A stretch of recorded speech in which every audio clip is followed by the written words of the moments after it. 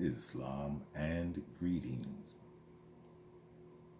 Princeanaelbey, Divine Prince, and Supreme Grand Sheikh of the Moorish Science Temple of America through Temple Alhambra. This session is primarily for my nephews. This session is primarily for you. I need to share something with you that many have gone to great lengths to keep from you. And as I said in my first god-awful video, I am here to only tell you the truth. Nephew, for as much as you may not believe in it, because you believe only in yourselves, because you don't believe in it, the stars have much to say about what is and is not going to be. Where you are concerned, what has been kept back from you are your origins. I will not apologize for anything that I am about to tell you, but everything that I tell you can be verified. And because you are a logical and thought-filled people, you can see for yourself. I will only point you in the directions that I know you can reach.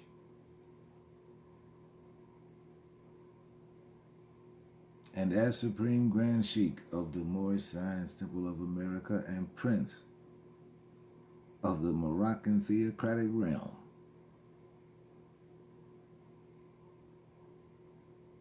I say this to you. You are included in this nation of people. What was held back from you were your origins. I'm going to give you your origins now. And the truth that I give you, it will compel some things, such as feelings and emotions. You get rid of them. You get rid of them. Take your own ass out of this equation and understand something. You don't have to be in a lodge hall to read the words, man, know thyself. It should be incumbent on you to do that. And there are those who have kept your origins from you. Here are your origins. I will tell you first where you can find the things that I'm going to tell you. Your origins began in Heru, which is now called Peru. It was named after King Heru, the man who founded that region of Southwest Africa. His name was Heru. Well, after Heru, after the event with his stillborn little baby girl, he and a great many of his people, they left that region of Southwest Africa and they traveled to Northeast Africa from there, which put them ultimately in what is now known as the state of Illinois, and it is the land of Egypt. From Illinois all the way down to and through most of Tennessee. Where Memphis, Tennessee is, that is Memphis, Egypt. Your origins began on the Nazca Plateau. Well, check that. Your origins began at the seaside in Heru. I need you to understand this. Everything relates to everything else. Because above all else, what you should know, nephew, is nothing exists in a vacuum. Nothing. Nothing exists in a vacuum. Now, the origins began on the coast of Heru. You are composed of the eggs of 12 or 13 Hamatite women. That is why in the movies and every place else, you hear her referred to as Auntie. Even in the old antebellum movies where she was Mammy, you called her Auntie. You had a part of it right there, but you knew nothing about it. And in those same types of movies, what did you call the old colored gentleman? You called him Uncle. That's what you called him. You had a part of it right there. Because you are from the eggs of my sister,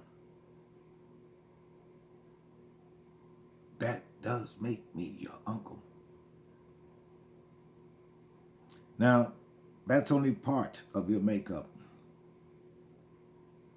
The other part of your makeup came from the DNA of the Abara Arabo ringtail chimpanzee. I think they're extinct now, but I'll help you to locate him. Avara is A-V, as in Victor, A-R-R-A. A-R-A-B-O.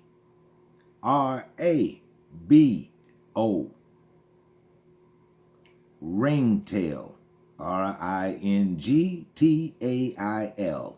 The Avara Arabo ringtail chimpanzee.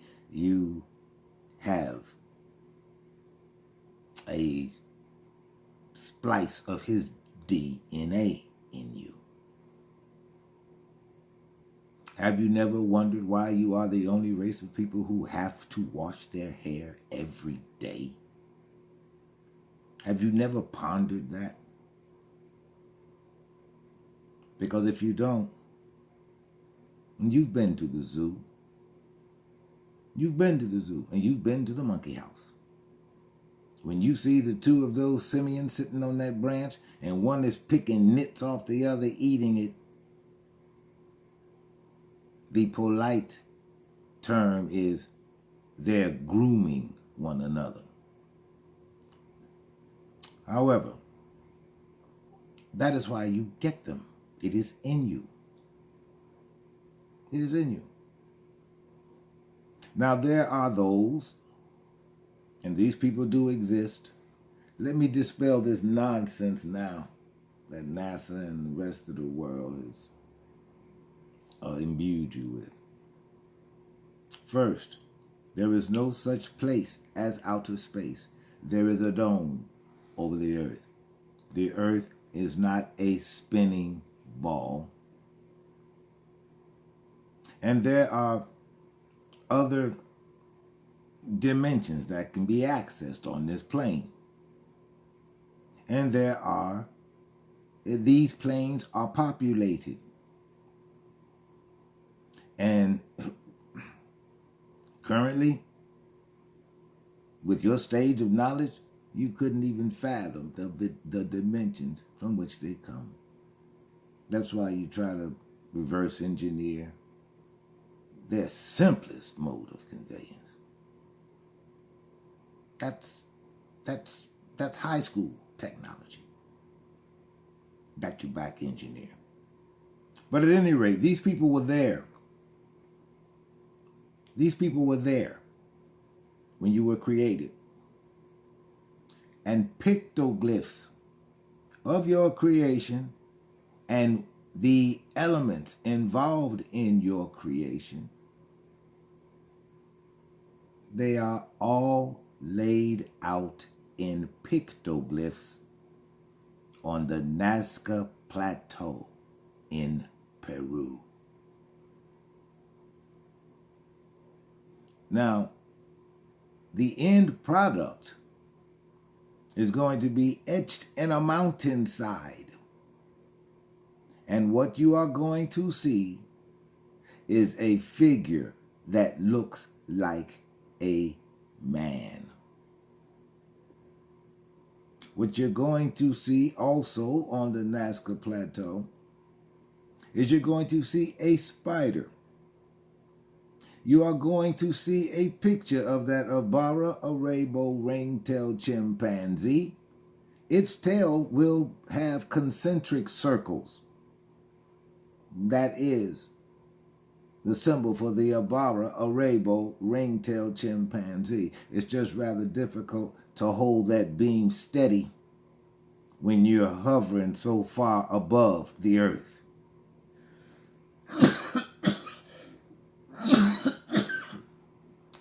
A thousand apologies.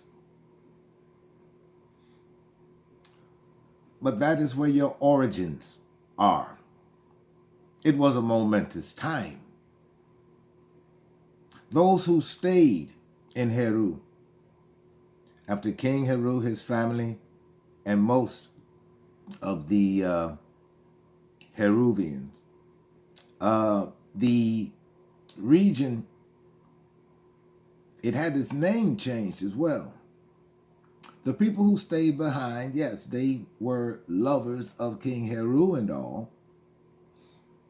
And so, because of how much they loved their king and knew of him, they changed, check that, they didn't do so much changing as they added to the name of the kingdom. Excuse me again.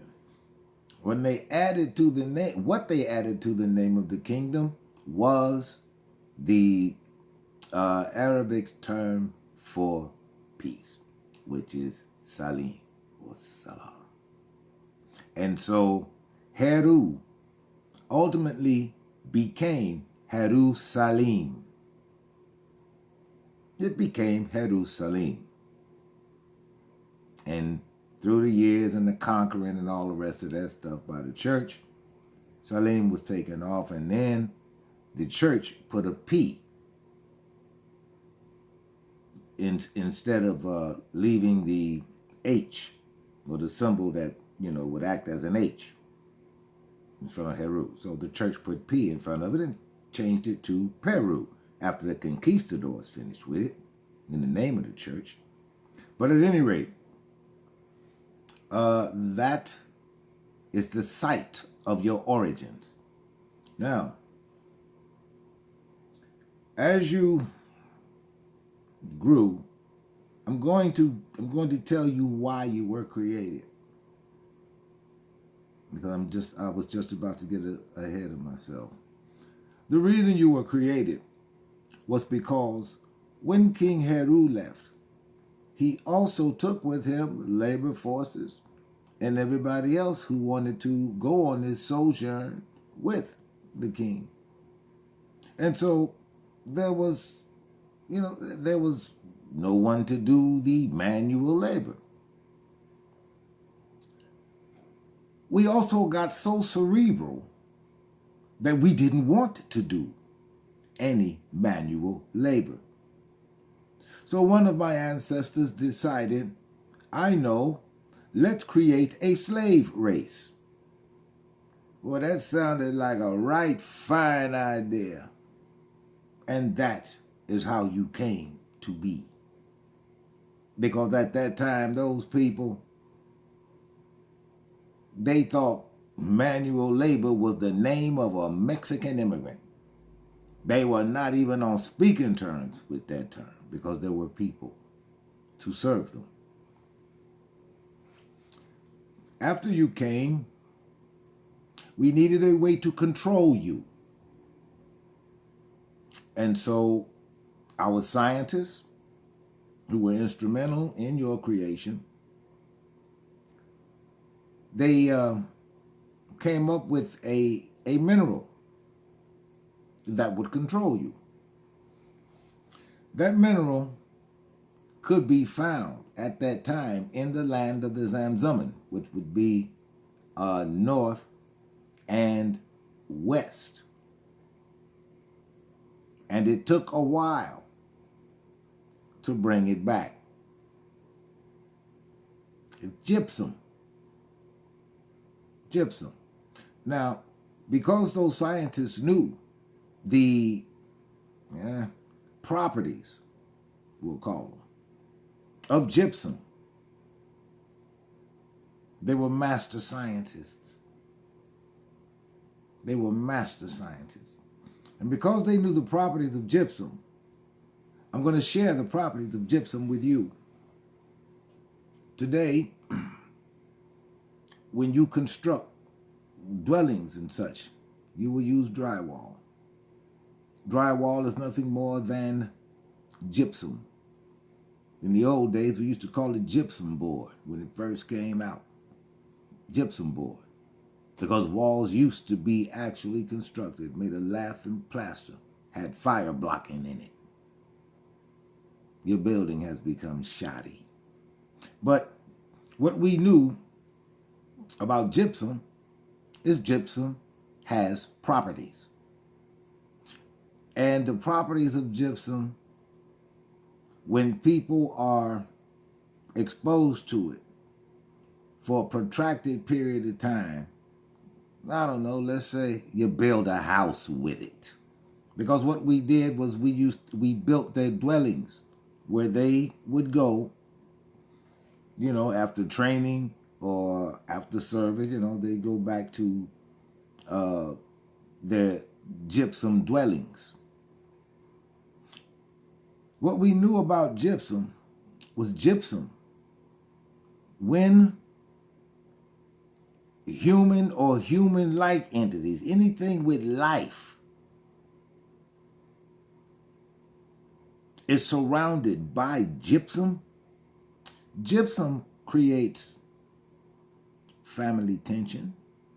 We wanted that because we didn't want them to begin free thinking of their own, do only what we say. It incited family dissension. Gypsum also pit mother against daughter, son against father. Keeping them ensconced in gypsum kept them torn apart. And that's just the way we wanted it. The same science is used today, only people have not bothered to put the science together with the reality of the situation. I'm telling you because, again, you are a logical thinking man. So, this is why we put you all in gypsum dwellings. You have to ask yourself, is that the same reason that the government standard now is drywall in every home?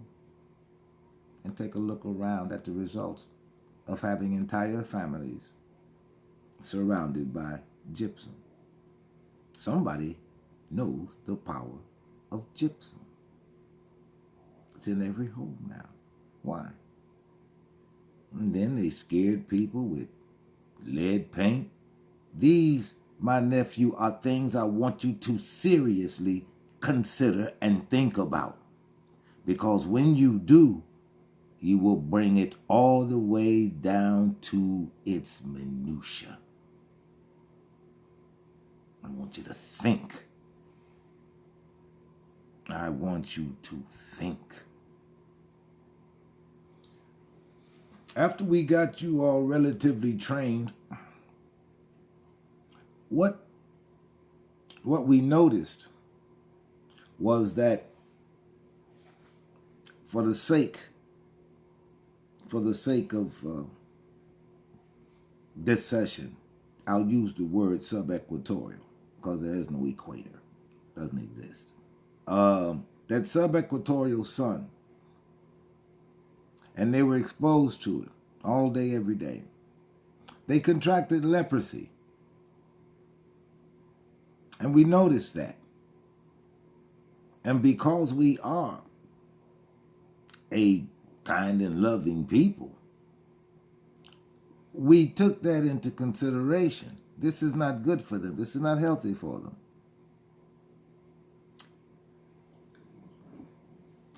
Eventually, what happened, nephew, is when the message went out,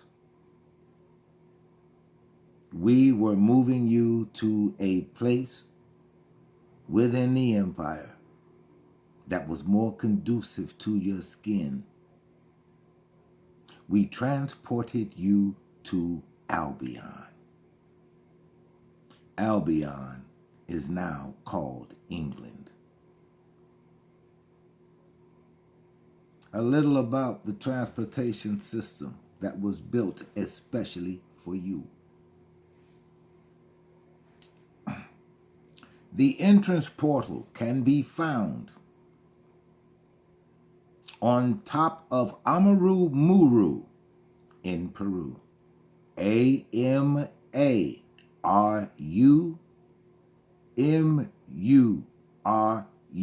Amaru Muru. That is an entrance portal.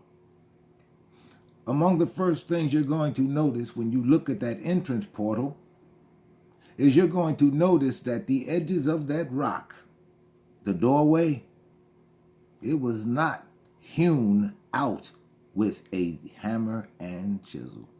Look at the precise cuts on that thing. You tell me, what device do you think could cut a rock like that so precisely?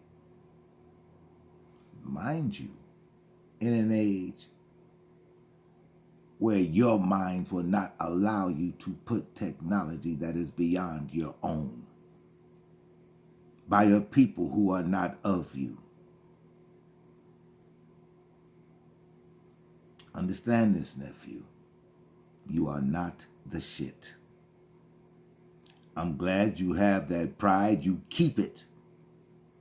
You keep that pride. But you maintain that pride with the knowledge of who you actually are, which has nothing to do with what you think you are, and it has more to do with who you really are. And I'm giving you your origins. Now, the people from the other dimensions, which you all think are spacemen, there's no such people as spacemen. What the hell is space? What is that? Nothing can get through the firmament. There are 3 layers above the earth. It is in the shape of a dome, which is how you come to see a rainbow. It's refracted light. It has reached the ceiling, and it has taken the form of what is covering it. That is why it looks like a bowl. There is a dome over the earth. No rocket ship, no manned or unmanned spacecraft has ever gone through the dome. You can't. You can't. And even if you did, what you would break through unto would be water. It'd be water. That is what between the dome of the firmaments.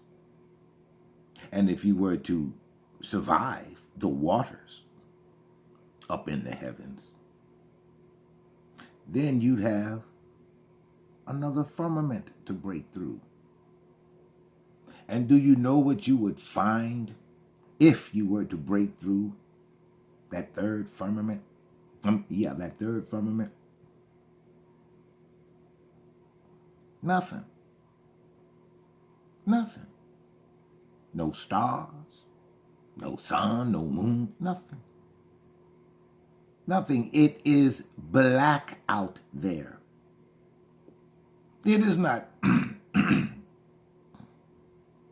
cold as is demonstrated in your movies and your so-called science. Not at all. There's nothing out there. And that is why you can't get out there to see. That's why you can't get out there. Now back to your origins. So after you began contracting leprosy, and leprosy, by the way, is only sunburn. I don't give a damn what these quack-ass medical doctors of today tell you leprosy is. Leprosy is only sunburn. Now, for corroboration of this, for those of you who are Christian, for those of my nephews who are Christian,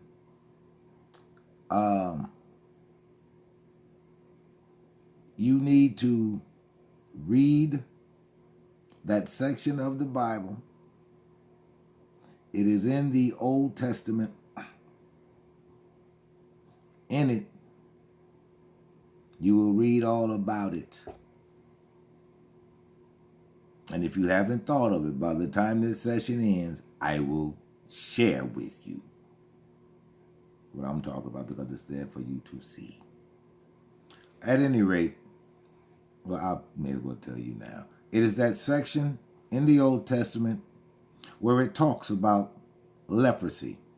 The priest should come in on the third day, and if his skin is not white, or if his skin is white, he can't come outside. He can't be around other people, as if it was contagious.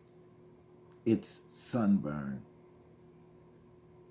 That is all leprosy is. That's all it has ever done. And I don't mean to make light of your religion, but Jesus never healed any lepers. Jesus never did that. But at any rate, so the call went out. In Albion, there was Cushite royalty. Just all through what's now known as Europe. It hasn't always been that. So the royalty, those who understood and followed the direction, they left. They left Albion. The exit portal, parts of it, is still in Albion. Only the world knows it as Stonehenge. It was the exit portal. And what is standing there now is nothing compared to the mechanism that was there in the age when you were transported there. That's nothing. That's nothing. That's absolutely nothing. That's just stuff nobody cared. That's the stuff that the cleanup crew decided to leave. That's all that is. It could not be activated from Albion. It was only a receiving portal. That's all it was. That's all Stonehenge was. And what you see now when you go to visit on your tourist dollar is nothing. It is the remnants that the cleaning crew just didn't feel like bending their backs. That's what's left. But that is how your people got to Albion. Those who remained, because all of you didn't remain in Albion. Many of you sojourned north and you sojourned east. Many of you wound up in what is now called Russia in the mountains. And the particular mountains that you were forced into are the Caucasus Mountains in Russia. That's where some of you went. Others went into other parts of what is now known as Europe. Those who remained in Albion and on Albion, they became Albions. And in a particular part of England, you see, a pact was made. A pact was made between those who stayed and their creators. The word for these people became Brit, as in British. The word Brit, B-R-I-T, means covenant with man. We are man, you are mankind. And there is a marked and distinct difference in those words as there are in the people those words represent. You heard Neil Armstrong when he was on that sound stage out there in Nevada, when he, supposedly stepped down off the moon lander. One small step for man, one giant leap for mankind. Well, yeah. And because you are thinking, because you're thinkers, what you thought was, much like any right-thinking people thought, yeah, it is a big leap. It's a big leap of faith to believe that anybody's going to believe that lie for more than 50 years. You stepped on the moon. Yeah, it was one giant leap for mankind, because it was mankind who thought up that evil scheme to fool the world. But at any rate, now that you know the difference between man and mankind, which goes to your real story and your origins, you don't have room to hate. Especially after being here in Greater Mauritania for over 800 years. Nephew, you're Moor. I don't know how else to break it to you. You are an amalgamated Moor. 800 years you have been here. Then you think you're separate? Really? Really? Tell me how, when you live the same way as the Moors of Northwest Africa do, you're in the same boat as the Asiatic Moors of Northwest Africa are. You have taken on their mannerisms, their ways, and certain parts of the Asiatic Moors culture. It's only natural. You have been assimilated into Moorish American culture because you have been amalgamated by the earth. That is partially why those of us in the know, we have no problem accepting you. We are not living in the 1930s or the 1960s. And those of us who are children of the 60s, come on, we got to know better. We saw it. We saw it all. We don't have any business thinking like the boys in the 1920s and 1930s. We are beyond that. You are beyond that. And there are some things you need to know before you take another step. And who you are is primary among them.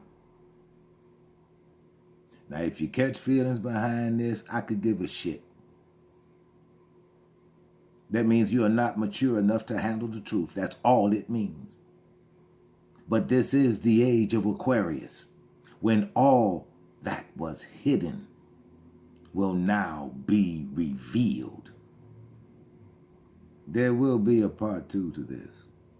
Don't forget to like, share, subscribe. I bid you peace.